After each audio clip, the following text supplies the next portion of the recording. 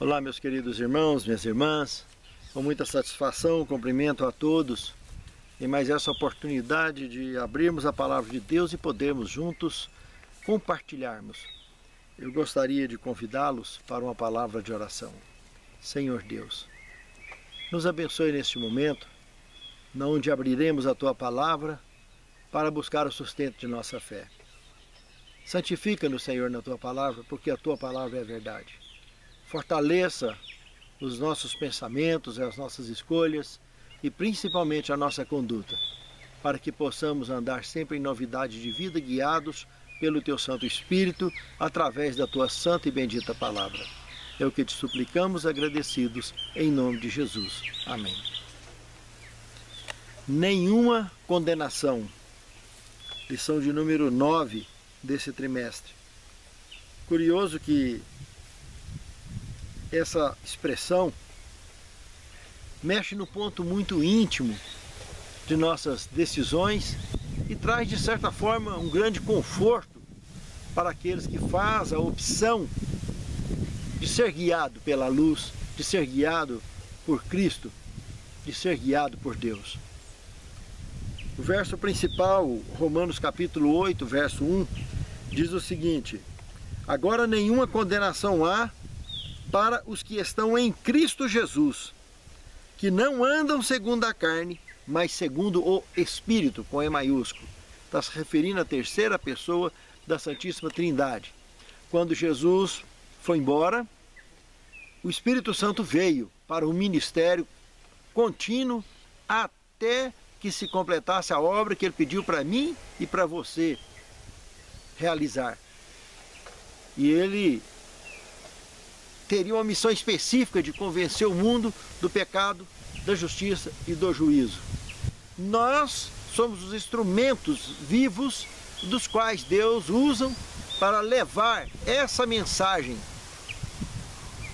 a todo o povo, tribo e língua. Essa boa nova da salvação, da redenção. E Ele, o Espírito Santo, faria esse trabalho no coração das pessoas. Ajudaria as pessoas a enxergar com clareza a cada raio de luz necessário para que possamos tomar decisões claras, sensatas e objetivas rumo à Canaã celestial, rumo à salvação.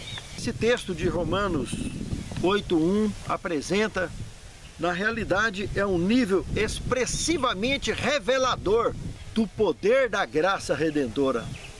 Pense nisso, amado irmão. Pense nisso, amado irmão. No segundo tema, em Jesus Cristo. Aqui nós estudaremos Romanos capítulo 8, o verso 1 e o verso 2, que consequentemente teríamos dois pontos básicos a destacar neste contexto. Primeiro, que é a chave principal da revelação salvística ao nosso favor, em Cristo. E segundo, quando olhamos para o verso 2, podemos notar com clareza que é uma questão de escolha pessoal, ou de ser perdido, ou de ser salvo. A única coisa que podemos lamentar nessa questão aqui é que isso só depende da gente. É uma decisão intimamente pessoal. Deus não decide por nós. É estritamente pessoal a decisão. É muito triste quando nós olhamos para alguém, independente de ser um membro da nossa família ou não, e percebemos que aquela pessoa tomou uma decisão pessoal de viver perdido. Isso dói. Dói muito. Quando nós olhamos para um membro da família que faz isso, não importa se é ancestral, se é descendente, se é tio, se é primo, nós sentimos muito porque convivemos com aquela pessoa há tanto tempo. E agora assistimos algo assim. Quantos pais que percebem os filhos, ou os filhos que percebem pais, que tomam decisão de mergulhar nos vícios, nas drogas? É a mesma coisa. É tão doído. Imagine para Deus o quanto é doído olhar para cada filho seu, para cada membro da raça humana, e que Ele quer salvar, morreu, pagou o preço para salvar todos. E quando Ele olha e percebe que aquela pessoa tomou a decisão de viver perdido, dói muito. Mas o que a palavra de Deus está mostrando aqui, como eu sempre digo, enquanto há vida, há chance, há tempo. Se alguém ainda está vivo é porque tem jeito ainda. Porque os que não têm jeito, já morreu. Ou os que já cumpriram a missão.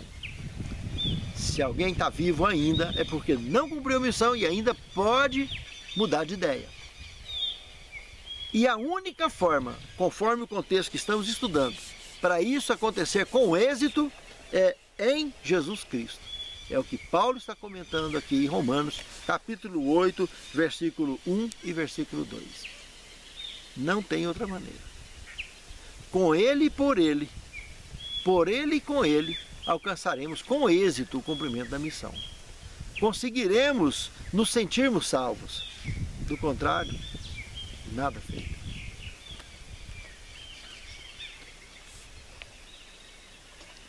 O terceiro tema: o que a lei não pode fazer.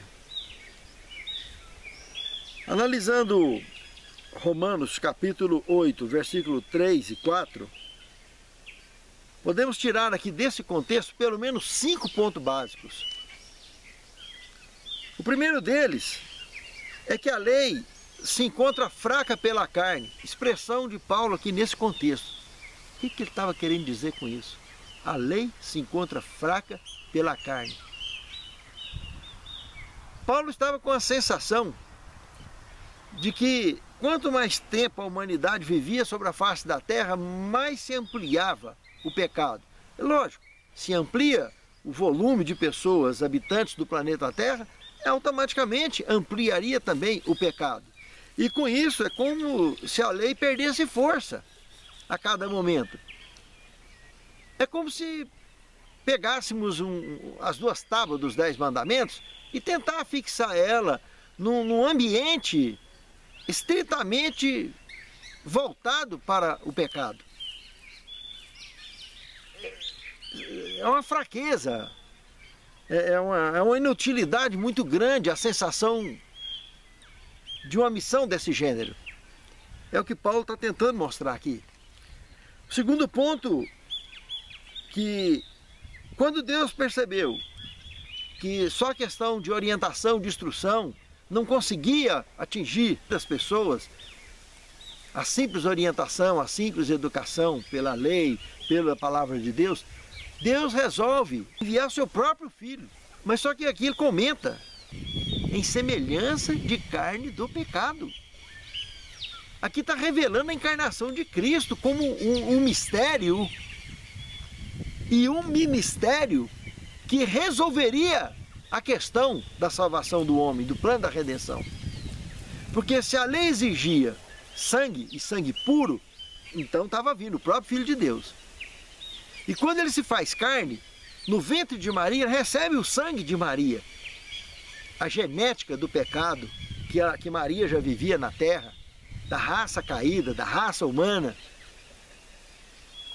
Mesmo sendo ela uma membra da raça eleita, ela tinha, claro, as opções.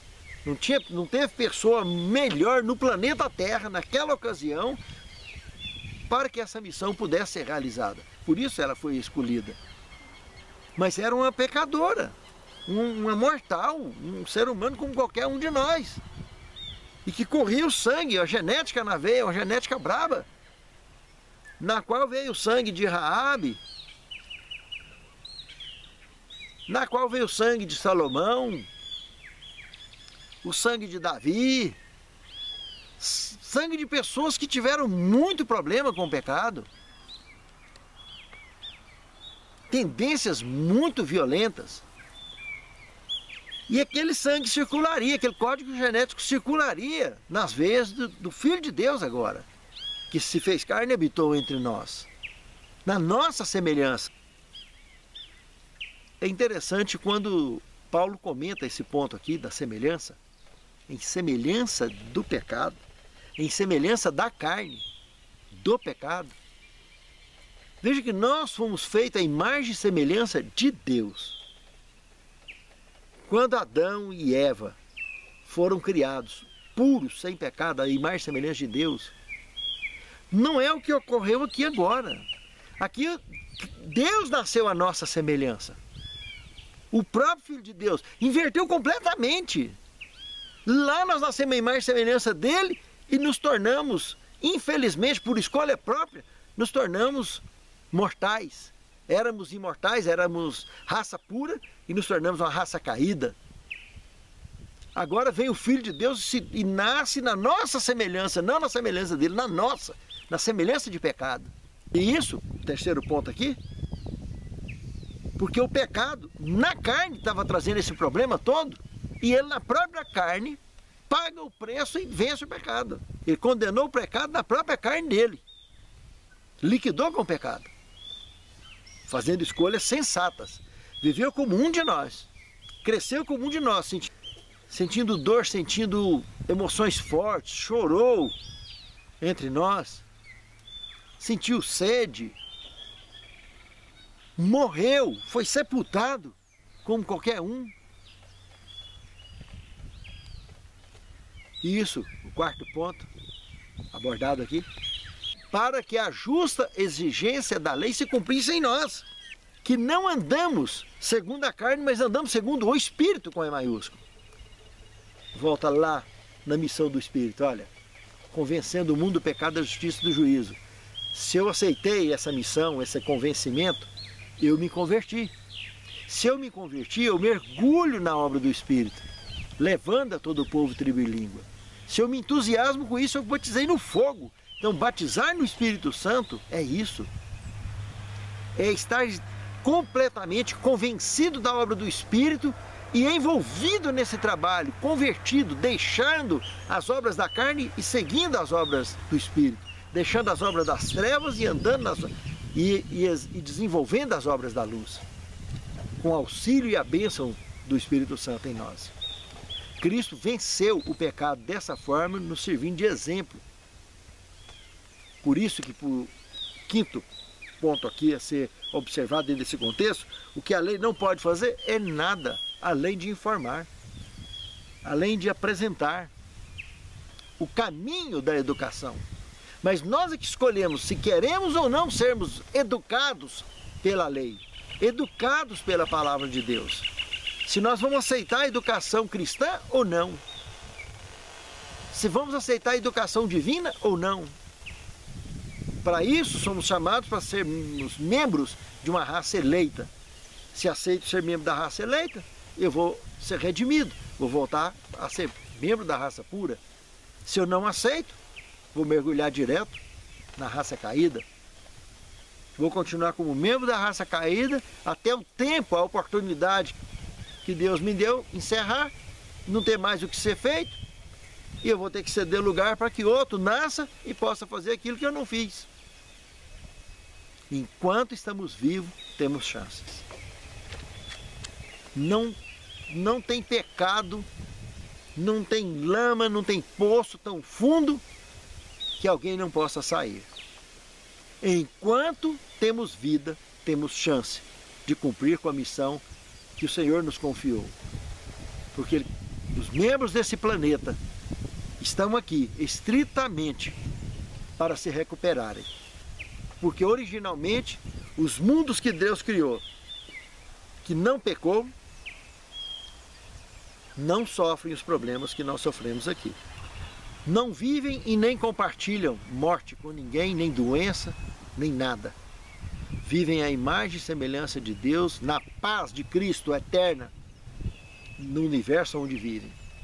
Os membros que vivem aqui nesse planeta São membros que um dia pecaram, são descendentes de pecadores e estão aqui para se recuperar. Precisam se recuperarem para voltar a fazer parte do contexto da eternidade. Fomos excluídos da eternidade por escolha própria.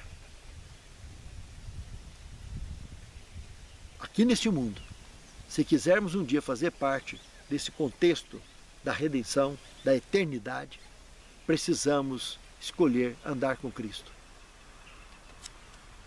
Que é por Ele e com Ele que alcançaremos essa graça. Por nós mesmos, nada podemos fazer. A carne ou o Espírito, com E maiúsculo. Aqui temos o texto de Romanos, capítulo 8, versículos 5 e 6. E podemos analisar depois o verso 7 e 8 também. Mas aqui em Romanos 8, 5 e 6, nós temos o seguinte: os que se inclinam para a carne cogitam das coisas da carne, mas os que se inclinam para o Espírito, das coisas do Espírito. Porque o pendor da carne dá para a morte, mas o pendor do Espírito para a vida e paz. A paz de Cristo. Isso aqui é um forte reforço da ideia de escolha correta em direção à raça pura, a sermos redimidos. Se nós nos inclinamos à luz, se nós optamos pela paternidade da luz, aqui nós temos palavras como inclinação, cogitação, pensar em alguma coisa. É o que Paulo está tentando mostrar para nós. Se nós cogitamos ou inclinamos as tendências do Espírito, com E maiúsculo, nós estamos nos envolvendo na obra dele, de convencer o mundo do pecado, da justiça e do juízo. Isso é evangelismo. Isso é pregar a todo o povo, tribo e língua. Nós pregamos e ele auxilia na decisão. Ele convence. E ele converte. Nós não temos o poder de prática de convencer as pessoas é através do amor e do exemplo. Quando isso acontece conosco, favorece a prosperidade da causa de Deus, no sentido de almas se rendendo aos pés de Cristo, promovendo a conclusão da obra. Mas quando o nosso amor, o nosso exemplo, não precede essas palavras, infelizmente a obra fica infrutífera, fica inerte. São árvores sem frutos e até sem folhas, que não serve para nada, nem sombra faz. Como essa sombra bonita que nós estamos aqui, debaixo desse bambu gigante, ela não dá fruto, o bambuzeiro não dá fruto. Mas olha que sombra linda, num sol quente desse, podemos estar aqui gravando a lição debaixo dessa sombra. Esse barulho é do bambuzeiro, está fazendo a obra dele, auxiliando na missão do ID. Deus usando a natureza para favorecer o trabalho. Tudo na natureza tem propósito. Mas nós precisamos de nos inclinarmos a isso, de nos envolvermos. Então nós conhecemos a obra do Espírito, a obra da luz, precisamos de buscar essa inclinação, buscar nos envolver nisso. Esquece o passado, viva o presente e projete um futuro de evangelismo. Para que não percamos mais tempo, porque temos a nossa missão. Agora, se inclinarmos nas coisas da carne, que é o que quase 24 horas a mente humana gira, o relógio biológico humano, se nós não dermos trégua, não tem jeito. As 24 horas do dia, 8 horas estamos dormindo, antes de dormir, durante o sono e a hora que levanta, o que está tomando direção na nossa cabeça? É só dinheiro? É só pecado? É só inclinação da carne? Precisamos de nos policiarmos nessa questão. Porque se conseguirmos permitir com que o Espírito Santo nos guie, nós teremos planos melhores, tomaremos decisões mais sensatas, tanto em nossa vida profissional, como na nossa vida espiritual, na nossa vida conjugal, familiar, na nossa vida emocional, em todo o nosso contexto de vida, seremos pessoas mais sensatas. Porque é nesse dia a dia nosso é que nós faremos as nossas escolhas. E as nossas escolhas são frutos daquilo que nós alimentamos. Nós estamos alimentando as inclinações da carne ou as inclinações do espírito? O que nós estamos alimentando? Aí vem a importância de estudarmos a palavra de Deus, de ensinarmos a palavra de Deus. Não ficar só na teoria. Ensinar, praticar, estudar, viver. Esse relógio biológico precisa de estar iluminado. Nós precisamos de ceder espaço para a luz dentro desse compasso de 24 horas. Antes, durante e depois do sono. E no cotidiano, no nosso contexto de vida. Assim seremos sempre pessoas de bem para a honra e a glória de Deus. Não simplesmente pessoas de bem moralmente corretas, mas pessoas que sentem a presença do Espírito Santo aqui, vivificando, nos alimentando, nos motivando, nos dando poder para vencer o dia a dia, as dificuldades e as lutas. Olhando para o verso 7 e 8, desse contexto de Romanos 8, podemos aqui perceber que a escolha errada é muito cara, jamais valeu a pena. Se optarmos pela perdição, não há dúvida, é muito caro. Se insistirmos em mergulharmos nas tendências e inclinações carnais, pagaremos um preço muito alto. Não vale a pena. Deus está acima de tudo. Deus está no controle, está no comando de tudo no universo. Ele é o ser, como disse Paulo mesmo, pelo qual nós vivemos, nos movemos e temos o nosso ser. Se permitirmos, Ele é capaz de realizar em nós o nosso querer. Mas precisamos permitir. Se não permitirmos, seremos derrotados. E a nossa vez passará. Pense nisso, amado irmão. Pense nisso, amado irmão. Quinto tema. Cristo em você. Analisando Romanos 8, de 9 a 14, temos a certeza que Cristo em você, em nós, é a única saída.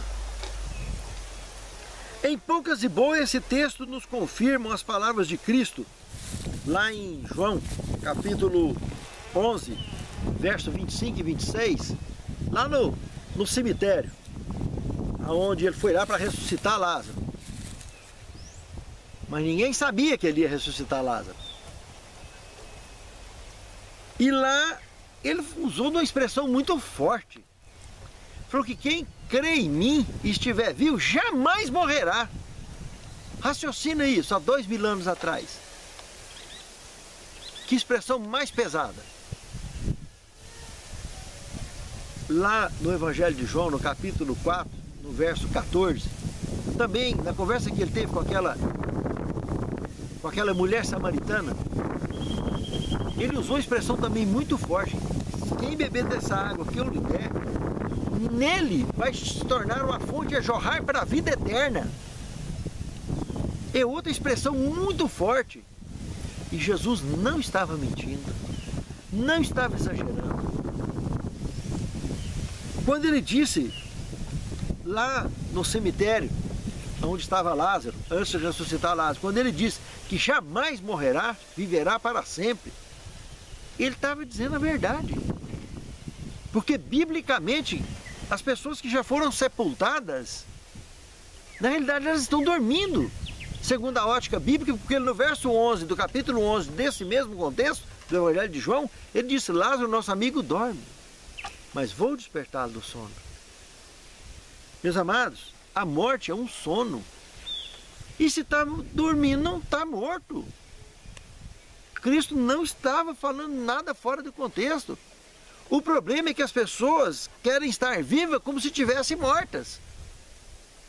Quer ficar travada no vinho babilônico. Agora, se vivermos de fato acordadas, se vivermos antenadas à palavra, quando ouvimos ou quando percebemos a verdade acontecendo, nós saberemos reconhecê-la. Não teremos dúvida. Agora, se nos inclinarmos às tendências carnais, cada dia que passa nos embriagaremos mais e mais travados vamos ficando. E aí a gente ouve a verdade, mas não consegue escutar. A gente enxerga, mas não consegue ver. E fica naquela inércia completa. E Paulo está tentando mostrar aqui em Romanos 8, de 9 a 14, esse mesmo contexto. Que o Espírito Santo, ele nos vivifica. Ele nos restaura. Ele nos ressuscita. Nos faz novas criaturas. Como ele afirma aqui na expressão desse contexto, porque nós somos devedores, não à carne, mas àquele que nos vivifica, porque ele mora em nós. Pense nisso, amado. Pense nisso, amado. É muito importante compreendermos isso e andarmos sempre vivificados pelo Espírito. Só assim nós poderemos vencer. O sexto tema, espírito de adoção. O verso 15 do capítulo 8, ele mergulha numa expressão muito interessante aqui, quando ele usa a palavra espírito. Observe aí, espírito de adoção, ele está usando em minúsculo. Sabe por quê? Porque está expressando exatamente o nosso espírito de escolha, a nossa natureza de escolha, a nossa decisão, a nossa escolha. Se eu me torno propenso à paternidade da luz, se eu escolho a paternidade da luz, eu terei um estilo de vida, um estilo de pensamento, um estilo de conduta. Mas se eu fizer a opção pela paternidade das trevas, minha conduta vai mudar completamente. Meu estilo, meu relógio biológico vai girar 24 horas de maneira completamente diferente. Vai rodar no escuro. E os alarmes que vai bater são só para inclinações carnais. Ao contrário do relógio biológico girando na luz, os alarmes estarão sempre buscando a alimentação, o sustento da fé, para que consigamos virar a página do livro de nossas vidas mais um dia, com vitória, com vida, preferencialmente para a honra e glória de Deus, com saúde e com fé. Por isso que é fundamental a nossa escolha, para que o espírito de adoção da nossa paternidade venha de fato de Deus, porque eu aceitei ser filho dele, ser adotado por ele. Pense nisso, amado irmão. Pense nisso, amado irmão. É de suprema importância a nossa escolha. Sétimo tema, um grito de liberdade. Eu queria citar aqui um texto, um comentário bíblico, do volume 6, página 625, que diz o seguinte: o plano da salvação não oferece aos crentes uma vida imediata, livre de sofrimento e provações. Pelo contrário, convida-os a seguir a Cristo no mesmo caminho de abnegação e opróbrio. Mas é por essas provas e perseguições que o caráter de Cristo é reproduzido e revelado em seu povo. Ao compartilhar dos sofrimentos de Cristo, somos educados, disciplinados e preparados para compartilhar as glórias futuras. Que Deus abençoe a mim e a você, para que, ao compreendermos essas palavras, tenhamos de fato a sensação de quem foi liberto do pecado, porque conhecemos a verdade. Santo Deus, unja a nossa vida, os nossos passos, os nossos pensamentos, para que possamos, pela Tua graça, estar conectados de fato contigo e com Tua palavra, com o Teu Santo Espírito, cumprindo e exercendo com a missão que Tu nos tens confiado. Perdoe nossos pecados, nossas faltas, de nossos lares representados e de todo o Teu povo que habita sobre a face da terra. E auxilia-nos, Senhor, ao cumprir com a missão que Tu nos tens confiado, para que naquele grande dia, todos aqueles que nos cercam para a Tua honra e Tua glória, possam ser agregados junto aos escolhidos, que serão redimidos, contados como membros da raça pura. É o que te pedimos agradecidos em nome de Jesus. Amém, Senhor.